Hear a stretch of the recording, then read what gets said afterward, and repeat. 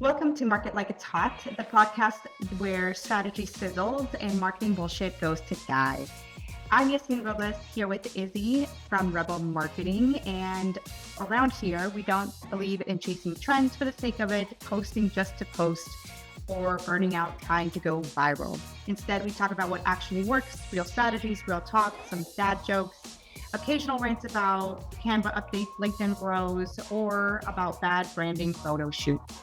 Whether you're a team of one or running a $1 million business, hit us up if you are, because maybe we can help out, or somewhere in between. This is your no-fluff, high-impact guide to marketing like a rebel. In today's episode, we are going to be talking about SEO for therapy practices, why Google should be your best friend, BFFs, best friends forever, until maybe that you realize how much information they have about you. Then maybe not BFFs. BFFs for your business. But 'tis tradition, and I have a joke for Izzy, even though she's getting most of them in all of the episodes. Okay, maybe you won't get this one. Did you hear about the claustrophobic astronaut? Did you hear about the claustrophobic astronaut, Izzy? He just needed a little space. I could have guessed that one in 2 seconds. God. I'm pretty sure you're gonna get this one. What did one wall say to the other? Oh, wait, I've heard this one before. What did one wall say to the other? It's something about a corner. Right. I'll meet you at the corner. Yeah. That's how I got my husband.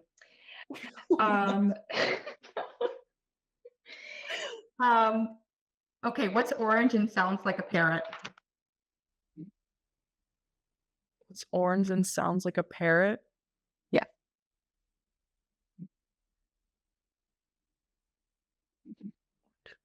A parrot? Mm-hmm. What's orange and sounds like a parrot? An orange parrot? A carrot. That one's bad. Oh my God. Fine. Why did the scarecrow win an award?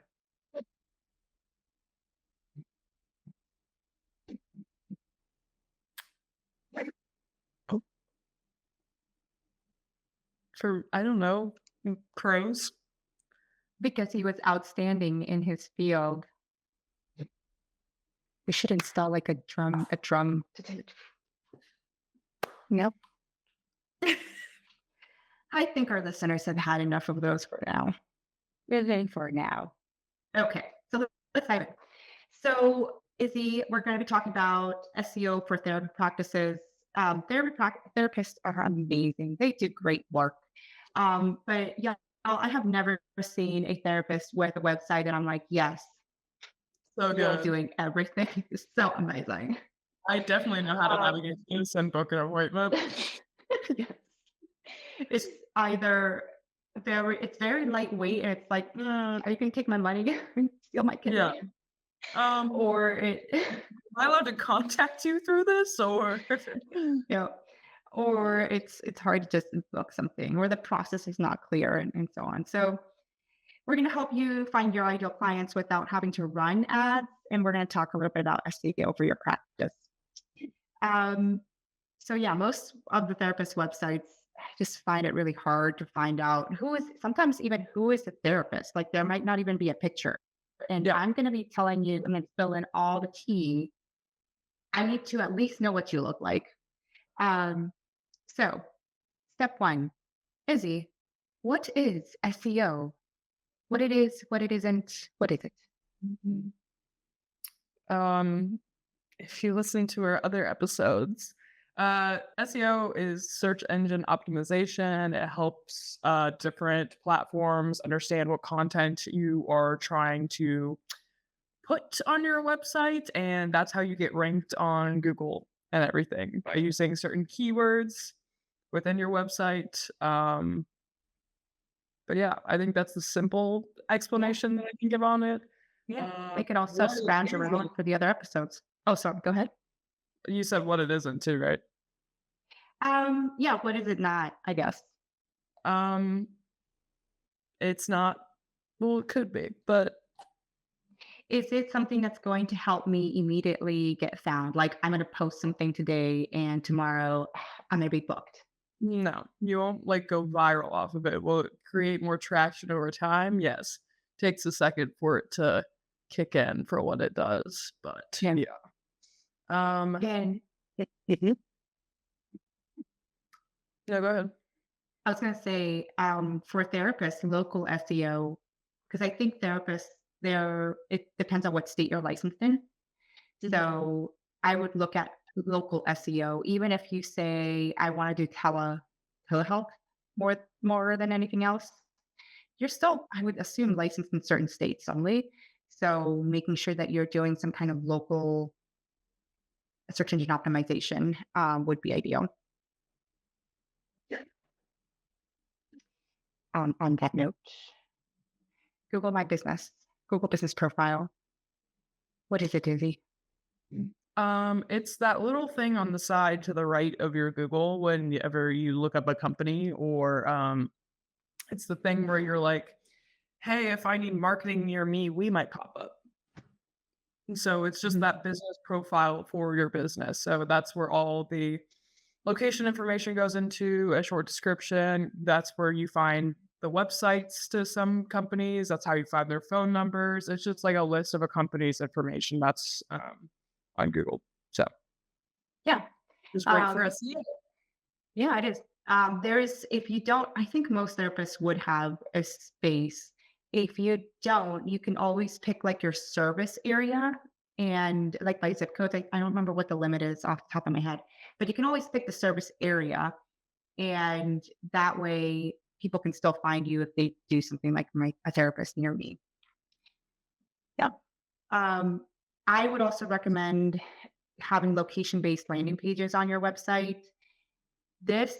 Again, it depends on how big you are, what the goals are, but at least Izzy talked a little bit about local SEO and having, I mean, an example would be like trauma informed therapist in Columbus, Ohio, that has location in it. Um, but you can have pages that are specific to each location. So I don't know if you want to dive in and like explain a little bit more about location based standing pages. I can keep Um, going. I can, well, I'm just trying to think of where to start with it. It's like your city. Are you asking what to put in it? yeah, like what to put in it or like why they're important. What Yeah, is so it? if we were trying to target Cincinnati for marketing, we could have a different landing page that is directly trying to get Cincinnati clients based off the copy that we put within the website. So we could put the city, the region, the townships, like all that stuff to try to promote it over there. We can type in the services. We can find what's trending within Cincinnati. Maybe Cincinnati has a different demographic than Columbus and what they're looking for when it comes to marketing. So you can edit all that. You can answer common client questions. So that's like, again, like, oh, if I just started this business, where do I even start with marketing? Maybe we write a blog post on that. Target. Anyway, Let's do. but yeah, it's just different things that you can include in that landing page to draw in a different demographic than you are used to. Yeah. The cool thing about location-based landing pages is that you can, like, yeah, if you are focusing on, let's say, physically located in Columbus, Ohio, your website will state that, right?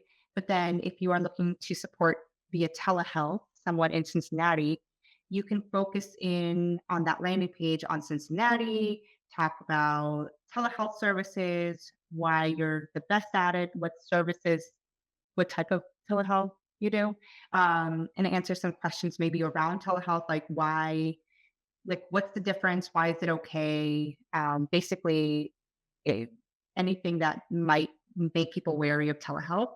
But that way, you're still focusing on a location, but you're providing some sort of value. Um, and I guess if you once you grow a little bit larger, you can also use these landing pages for ads. So if you're going to run an ad, if most of your site is about Columbus, Ohio, and then you're going to run ads to people in Cincinnati, that's going to be a little bit weird. But if the landing page for the ad is specific to Cincinnati, that feels like that messaging has been broken. Yeah. So beyond that, I would say on your site, meta titles and descriptions should be clear.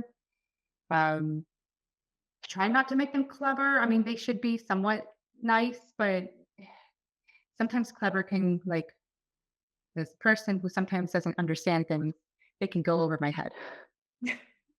So make sure that that everything is plain and easy to understand.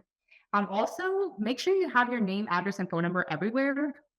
Like, I I'm especially as a therapist, like, I should be able to contact, I should know who you are, where you're located. Do I get to call you? Even if I don't like calling people, I don't like calling. I hate the phone. Like, I do not want to call people. Um, but I still like knowing that I can, Yeah. especially if you have a local number, because there are certain things, like, I wouldn't want to call my therapist on a 1-800, but if I know you and I are located in 614, Mhm. great. Like, that makes me feel a little bit better. Yeah. Yeah. Thoughts, questions, Izzy? No, I agree with you. I see a therapist. I like my therapist. But I know, Fine. uh, I learned recently that you can't have the same therapist as a person you know. Yeah. They can be in the same therapy group, but I learned that. I was like, oh, that just makes so much sense. I never thought of Because that. then it's like an overlap, like, what if they talk about you? Yeah. Yeah. And guys, I talk And that's about supposed to be going against everybody. an like, biased thing, so if, like, somebody's telling them one thing, you know what I'm saying? Yeah. Yeah. I mean, it makes sense now, Yeah. especially after one, my poor therapist. She knows so much. Anyway, so Izzy, quick SEO wins that a therapist or therapy agency, firm, therapy collective, mental health support collective, whatever you call yourself. What can they implement to get some wins for SEO? Again, they can just add the city. So those location-based keywords will start to be used. Write it within the text on their website or their homepage. Um, Blog posts based off maybe something that they believe they're hearing a lot of inquiries about. So, like, if they're specializing to in a certain topic. So there's different therapists for different things. So there's like therapists that focus on people with ADHD, or if you're part of the LGBTQ community, like they could use those keywords, especially so those people have an easier time finding them. Um, Google reviews, ask your clients for them so they can help you get ranked. And yeah, I think that's really it. Yeah.